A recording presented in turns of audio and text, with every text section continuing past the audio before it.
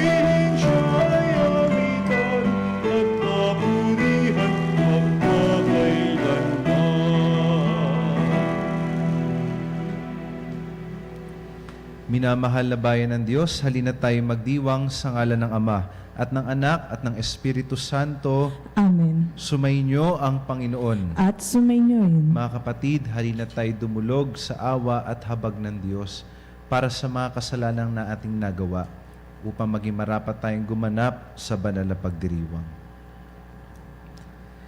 Sinugong tagapagpagaling sa mga nagsisisi, Panginoon, kaawaan mo kami. Panginoon, kaawaan mo kami. Dumating na tagapag-anyayang mga makasalanan ay magsisi, Kristo, kaawaan mo kami. Kristo, kaawaan mo kami. Nakaluklok ka sa kanan ng Diyos Ama para ipamagitan kami, Panginoon, kaawaan mo kami. Panginoon, kaawaan mo kami. Kaawaan tayo na makapangyarihan Diyos, patawarin tayo sa ating mga kasalanan at patnubayan tayo hanggang sa buhay na walang hanggan. Amen. Papuri sa Diyos sa kaitaasan. Walhati sa Diyos sa kaitaasan, at sa lupa'y kapayapaan sa mga taong may mabuting kalooban. Pinupuri ka namin, inarangal ka namin, sinasamba ka namin, niluluwalhati ka namin, pinasasalamatan ka namin, dahil sa dakila mong kalwalhatian. Panginoong Diyos, Hari ng langit, Diyos amang makapangyarihan sa lahat, Panginoong Jesucristo, bugtong na anak, Panginoong Diyos, Kordero ng Diyos, Anak ng Ama, Ikaw na nag-aalis ng mga kasalanan ng sanlibutan, maawa ka sa amin.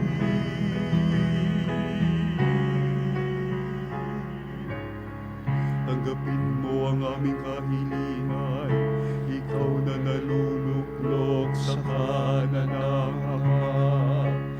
Maawa ka sa amin, sapagkat Ikaw lamang ang banal, Ikaw lamang ang Panginoon, Ikaw lamang, O Jesucristo, kasama ng Espiritu Santo sa kalwalhatian ng Diyos Ama. Amen.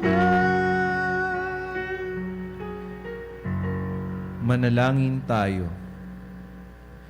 Ama naming makapangyarihan, ang iyong dakilang pagkamaawain ay nangingibabaw sa aming ginagawang kabutihan at idinadaing na mga kahilingan.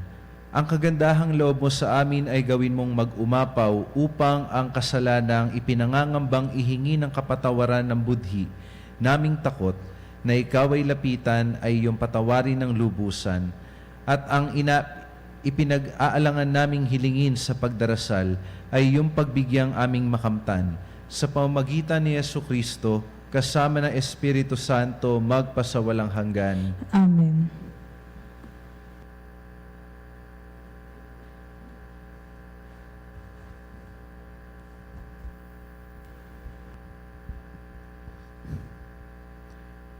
Pagbasa mula sa aklat ng Henesis. Sinabi ng Panginoong Diyos, hindi mainam na mag-isa ang tao. Bibigyan ko siya ng makakasama at makakatulong. Kaya't lumikha siya ng mga hayop sa parang at ibon sa himpapawid. Inilapit sa tao at ipinaubaya rito ang pagbibigay ng pangalan sa mga iyon. Kung ano ang kanyang itawag, iyon ang magiging pangalan nila. Ang tao nga ang nagbigay ng pangalan sa lahat ng ibon at mga hayop, maging maamo o mailap. Ngunit wala isa man sa mga ito ang angkop na kasama at katulong niya. Kaya't pinatulog ng Panginoon ang tao. Samantalang nahihimbing, kinuha niya ang isang tadyang nito at pinaghilom ang laman sa tapat niyon. Ang tadyang na iyo'y ginawa niyang isang babae at inilapit sa lalaki. Sinabi ng lalaki, sa wakas, narito ang isang tulad ko, laman ng aking laman, buto ng aking buto. Babae ang siyang itatawag sa kanya, sapagkat sa lalaki nagmula siya. Ito ang dahilan, kaya't iniiwan ng lalaki ang kanyang ama at ina upang sumama sa kanyang asawa, sapagkat sila'y nagiging isa. Ang salita ng Diyos. Salamat sa Diyos. Tayo nawa ay basbasan ng puon magpakailanman. Tayo nawa ay basbasan ng puon magpakailanman. Mapalad ang bawat tao na sa Diyos ay may takot. Ang maalab na adhikay sumunod sa kanyang utos. Hindi siya nagkukulang sa anumang kailangan. Ang buhay ay maligaya't uunlad ang kanyang buhay. Tayo nawa ay basbasan ng puon magpakailanman. Sa tahanan, ang asaway parang ubas na mabunga. Bagong tanim na olibo, sa may dulang ang anak niya. Tayo nawa ay basbasan ng puon magpakailanman. Ang sinuman, kung ang Diyos buong pusong susundin, buhay niya ay uunlad, laging pagpapalain. Mula sa Sion, pagpapala nawa ng Diyos ay tanggapin, at makita habang buhay, pag-unlad ng Jerusalem. Tayo nawa ay basbasan ng puon magpakailanman. Ang magiging iyong apo, nawa ikaw ay abutin, naway maging mapayapa itong bayan ng Israel. Tayo nawa ay basbasan ng puon magpakailanman. Pagbasa mula sa sulat sa mga Hebreo. Mga kapatid, alam nating si Jesus, bagamat sandaling panahong pinababa kaysa mga anghel, ay binigyan ng karangalan at kadakilaan dahil sa kanyang pagkamatay. Dahil sa pag-ibig ng Diyos, niloob niya na si Jesus ay mamatay para sa ating lahat. Sa pamamagitan ng mga pagtitiis, siya'y pinapaging ganap ng Diyos na lumikha at nangangalaga sa lahat ng bagay upang makapagdala ng marami sa kaluwalhatian. Marapat lamang na gawin niya iyon sapagkat si Jesus ang pinagmumulan ng kanilang kaligtasan. Si Jesus ang nagpapabanal sa kanila at iisa ang Ama na nagpapabanal at nang pinapaging banal. Kaya't hindi niya ikinahiyang tawagin silang mga kapatid.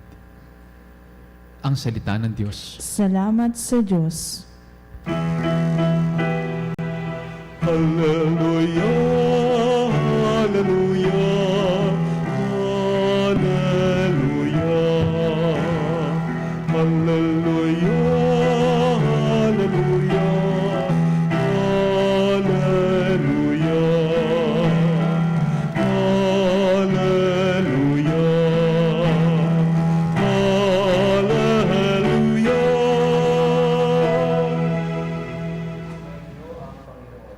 At sumainyo.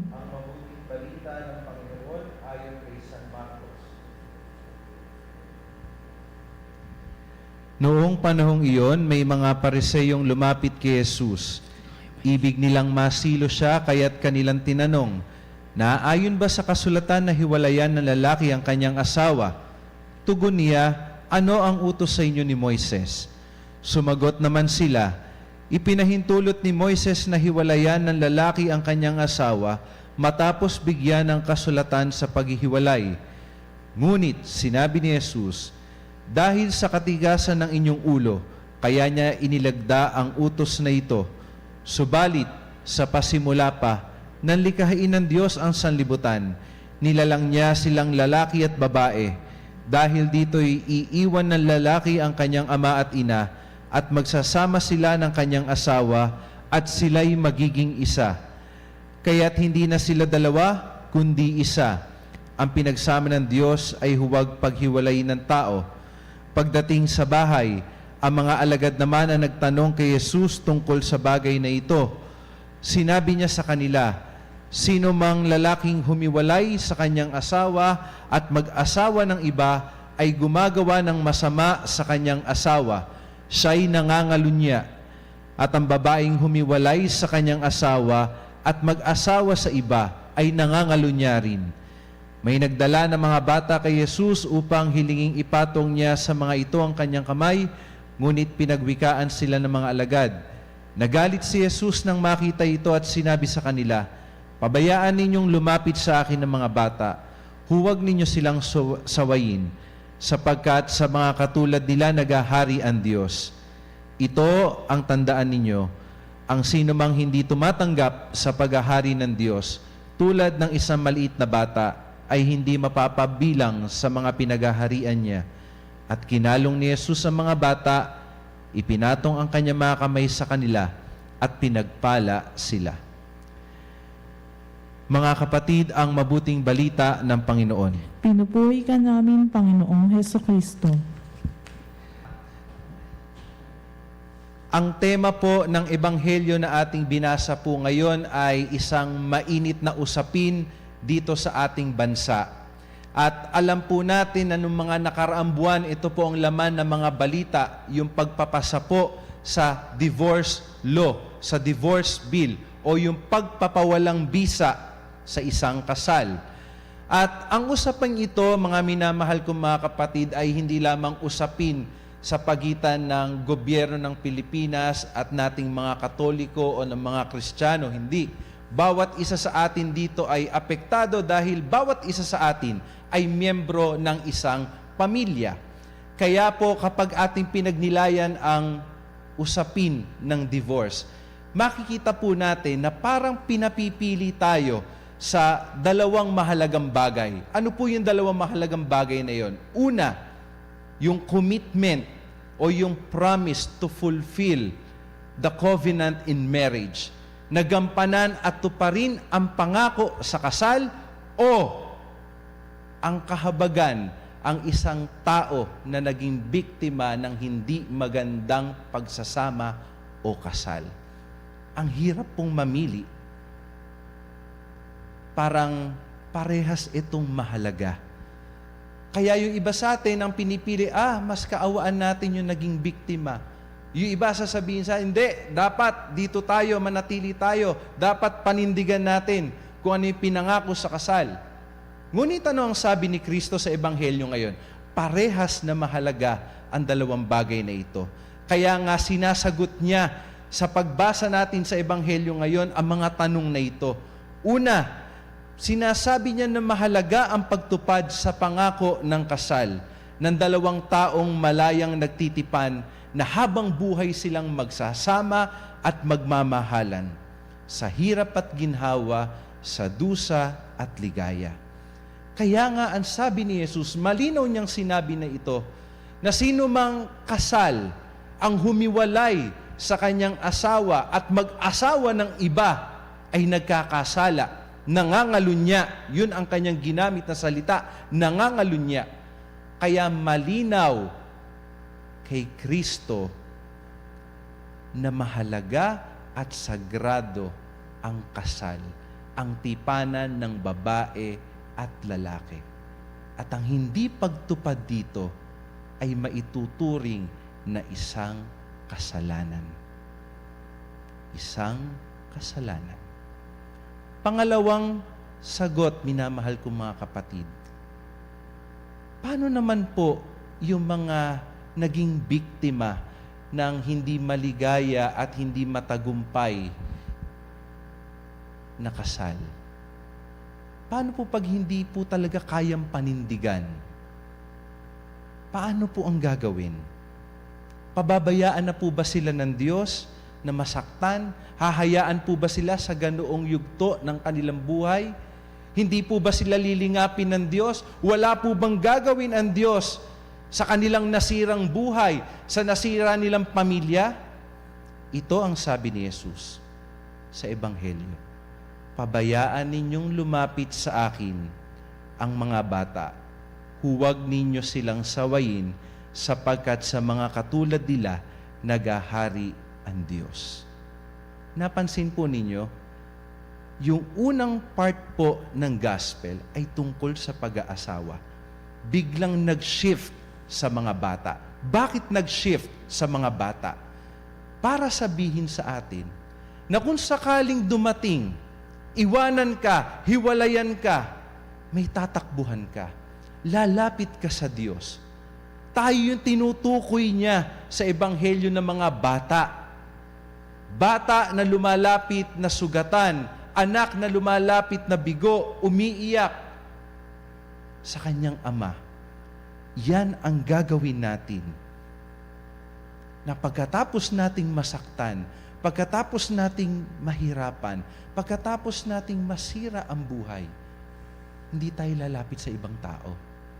Lalapit tayo sa Diyos. Lalapit tayo sa ating Ama dahil tayo kanyang mga anak. Yan ang sinasabi sa ikalawang yugto ng Ebanghelyo, na tayong lahat ay anak ng Diyos. At tayong lahat ay may karapatang lumapit, yumakap sa Kanya. Mga kapatid, mahalaga ang pagtupad sa sinumpaan ng mga mag-asawa noong sila ay ikasal. Ang kanilang pagtupad sa kanilang pangako sa kasal ay sumasalamin sa katapatan ng Diyos sa ating lahat. Kaya nga po yung mga mag-asawang nagmamahalan at nananatiling tapat hanggang huli ng kanilang buhay, yan po ay sagisag ng katapatan ng Diyos sa kanilang pamilya, sa kanilang mga anak, at sa ating lahat. Kaya po ang sakramento ng kasal, minamahal kong mga kapatid, ay tinatawag na sakramento dahil ito ay sumasalamin sa katapatan at hindi nagmamaliw na pag-ibig ng Diyos sa ating lahat. Amen.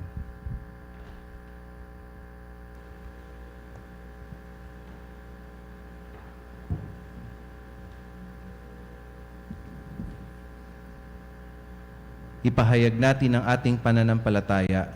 Sumasampalataya ako Sa Diyos amang makapangyarihan sa lahat, na may gawa ng langit at lupa. Sumasampalataya ako kay Jesucristo, iisang anak ng Diyos, Panginoon nating lahat. May katawang tao siya, lalang ng Espiritu Santo.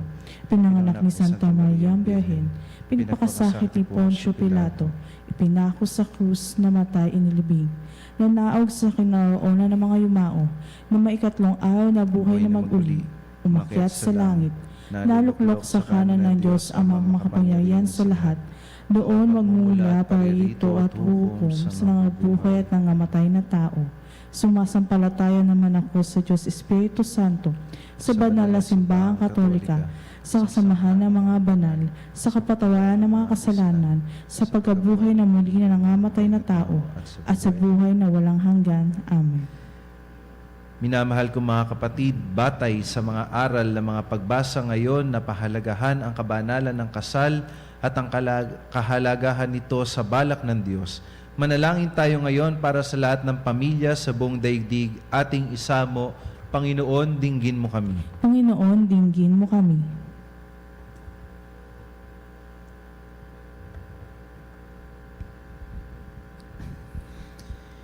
Naway ang simbahang katolika sa pamumuno ng Santo Papa at mga obispo ay matagumpay na may taguyod ang kaisahan at katatagan ng mga pamilya. Manalangin tayo. Panginoon, dinggin mo kami. Naway pahalagahan ng lahat ng Katoliko ang kabanalan ng kasal at ipagtanggol ito laban sa lahat ng pagpapatikos at pag-uusig. Manalangin tayo sa Panginoon. Panginoon, dinggin mo kami. Naway ang mga mag-asawang dumaranas ng krisis sa kanilang samahan ay makatagpo ng lakas para mapagtagumpayan ang mga problema sa pamamagitan ng dasal at pagmamalasakit sa kanilang mga anak. Manalangin tayo sa Panginoon. Panginoon, dinggin mo kami. Naway pahalagahan ng lahat ng guro ang bukasyon na kaloob sa kanila ng Diyos at magturo sila ng may pagmamahal. Manalangin tayo sa Panginoon. Panginoon, dinggin mo kami. Naway maisabuhay natin ang pinaniniwalaan bilang mga Kristiyano at maihanay ang ating buhay ayon sa mga katotohanan ng ating pananampalataya. Manalangin tayo sa Panginoon. Panginoon, dinggin mo kami.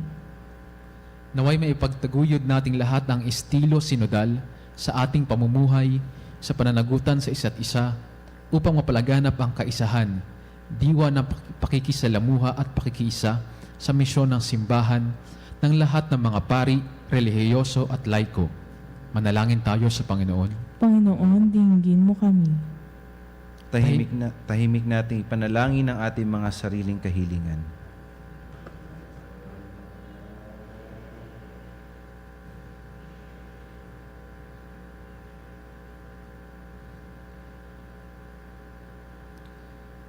Panginoon Diyos, sa iyong plano para sa sangkatauhan, ibig mo na ang bawat pamilya ay maging isang sakramento ng iyong mabungang pagmamahal. Pagkalooban mo ang lahat ng pamilya ng kasaganaan ng iyong biyaya at kasihan ng iyong presensya. Isinasamo namin ito sa pamamagitan ni Kristong aming Panginoon. Amen. Ang himig mo, ang awit ko, lahat ng ito'y nagmula sa iyo. Muling ihandog sa iyo, buong puso kong inaalay sa iyo. O Diyos,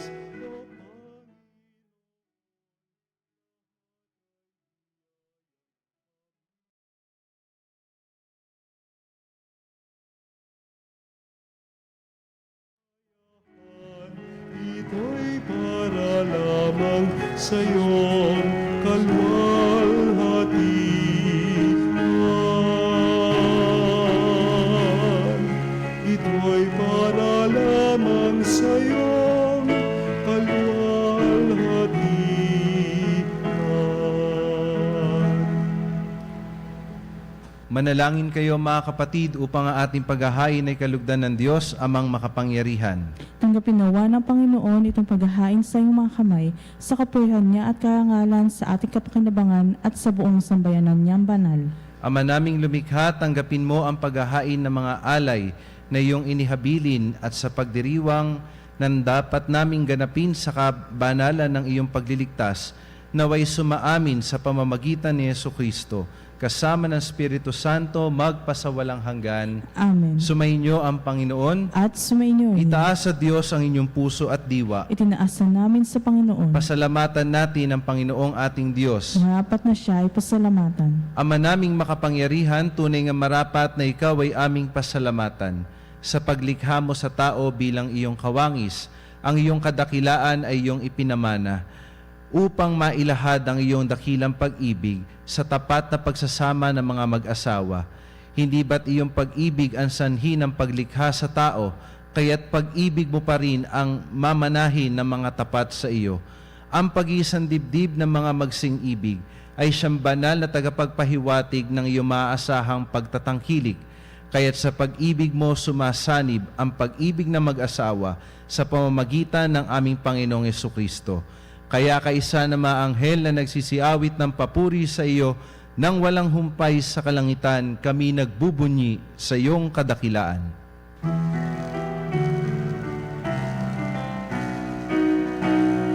Santo, Santo, Santo, Panginoong Diyos ng mga hukbo, napupuno ang langit at lupa ng kadakilaan mo.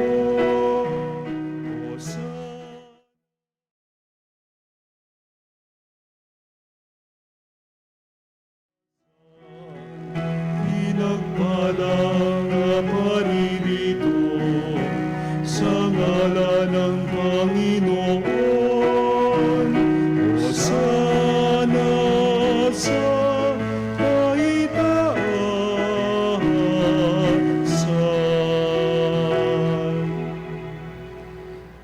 Ama naming banal, ikaw ang bukalan tanang kabanalan. Kaya't sa pamamagitan ng iyong Espiritu, gawin mong banal ang mga kaloob na ito upang para sa amin ay maging katawan at dugo ng aming Panginoong Hesukristo.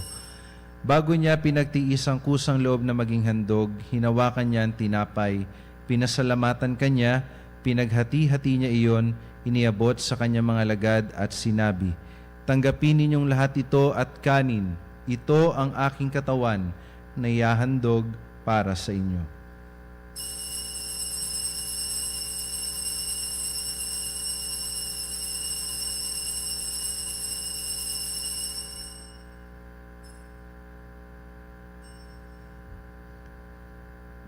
Gayun din naman, matapos ang hapunan, hinawakan niya ang kalis. Muli kanyang pinasalamatan, iniabot niya ang kalis sa kanyang mga lagad at sinabi, "Tanggapin ninyong lahat ito at inumin. Ito ang kalis ng aking dugo, ng bago at walang hanggang tipan. Ang aking dugo na ibubuhos para sa inyo at para sa lahat. Sa kapagpapatawad ng mga kasalanan, gawin ninyo ito sa pag-alaala sa akin."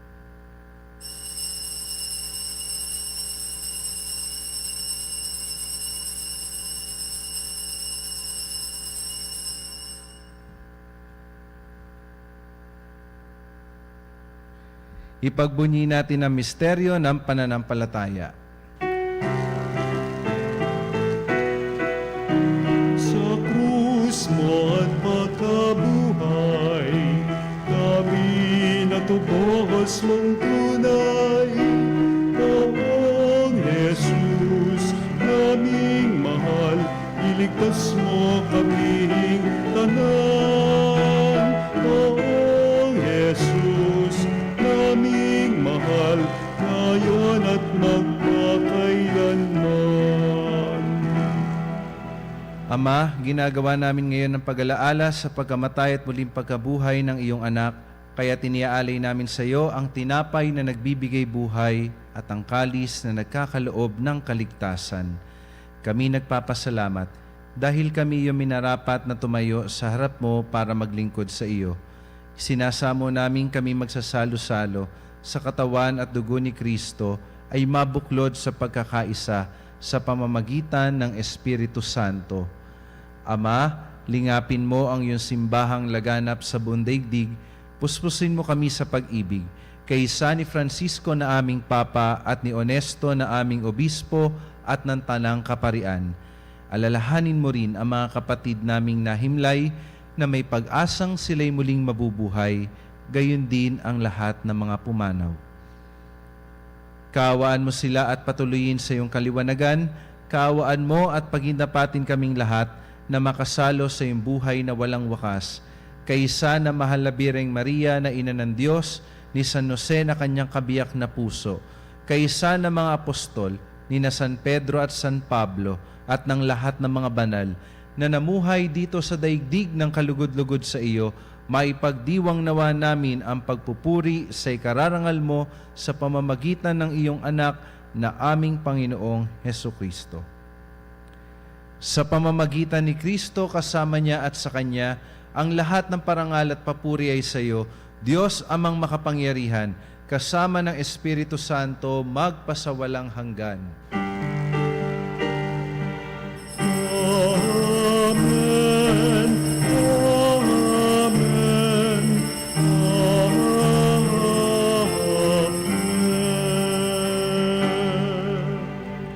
Bilang nagkakaisang pamilya na tinipon ng ating Panginoong Hesukristo, halina't tayo dumalangin sa ating Amang nasa langit. Ama namin, sumasalangit ka, sambahin ang ngalan mo. Mapasa amin ang kaharian mo, sundin ang loob mo.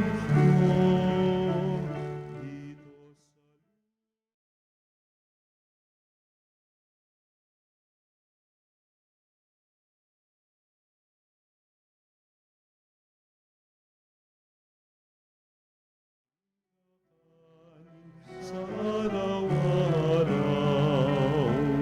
at patawarin mo ang aming mga sala para ng pagpapatawad namin sa nagkakasala sa amin. At huwag mo kaming ipahintulot sa tukso at iadya mo kami sa lahat ng masama. Hinihiling namin kami adya sa lahat ng masama, pagkalooban ng kapayapaan araw-araw, iligtas sa kasalanan at ilayo sa lahat ng kapahamakan, samantalang aming pinananabikan ang dakilang araw ng pagpapahayag ng tagapagligtas naming si Hesukristo. Sapagkat iyo ang kahayaan at ang kapangyarihan at ang kapuyahan magpakailanman. Amen. Panginoong Hesukristo, sinabi mo sa iyong mga apostol, kapayapaan ang iniiwan ko sa inyo, ang aking kapayapaan ang ibinibigay ko sa inyo. Tunghayan mo ang aming pananampalataya at huwag ang aming mga pagkakasala. Pagkalooban mo kami ng kapayapaan at pagkakaisa ayon sa iyong kalooban, kasama ng Espiritu Santo, magpasawalang hanggan. Amen. Ang kapayapaan ng Panginoon ay laging sumainyo. At sumainyo. Magbigayan kayo ng kapayapaan sa isa't isa. Peace be with you.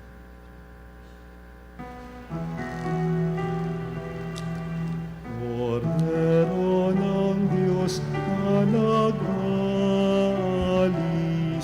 ng mga kasalanan ng sanlibutan, maawa ka sa amin. Kordero ng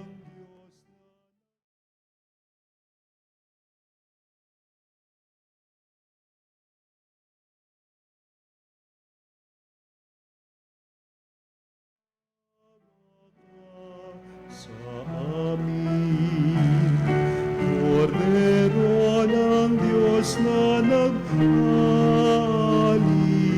ng mga kasalanan ng sanlibutan, ipagkaloob sa amin ang kapayapaan. Mga kapatid, narito si Kristo ang kordero ng Diyos. Siya nag-aalis ng mga kasalanan ng sanlibutan. Mapapalad tayong lahat ngayon na inaanyayahan na tanggapin siya sa banal na piging. Panginoon, hindi ako karapat-dapat magpatuloy sa iyo, ngunit sa isang salita mo lamang ay gagaling na ako.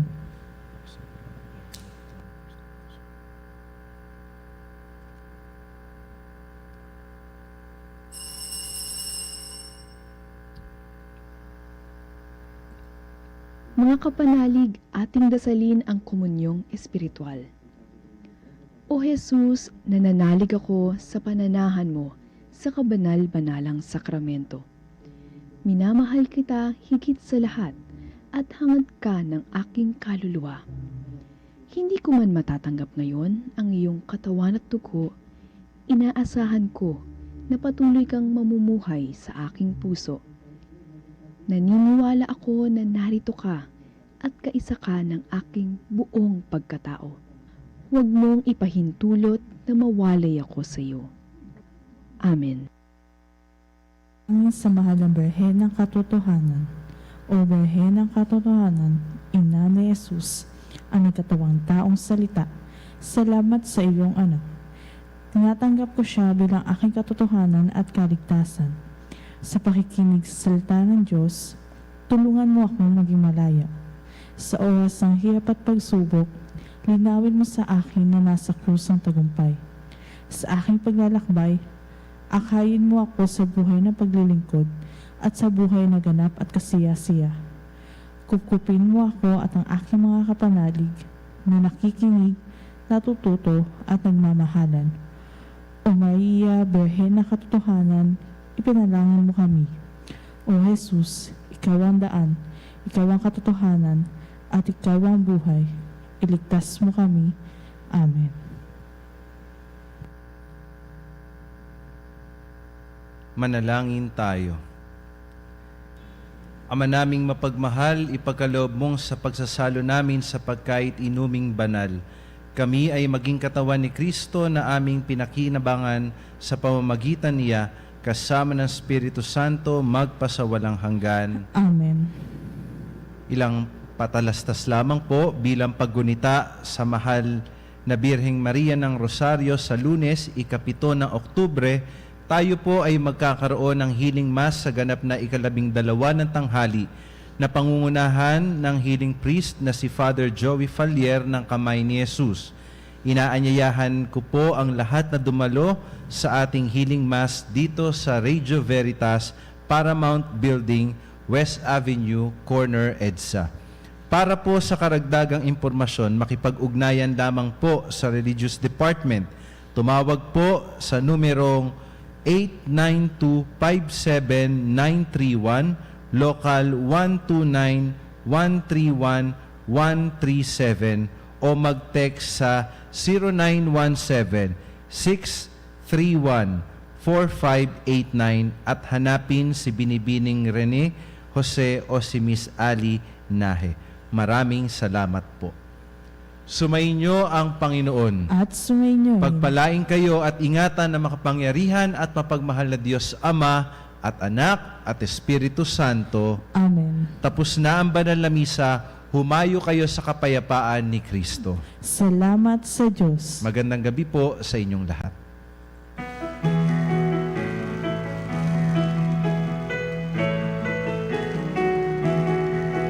Magsiawit kayo sa Panginoon. Hallelujah! Magsiawit sa Panginoon.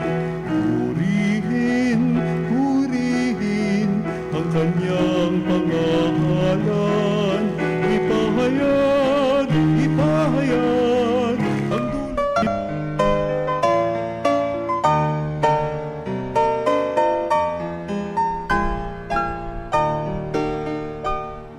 Nuestro Padre Jesus Nazareno, sinasamba ka namin, pinipintuho ka namin,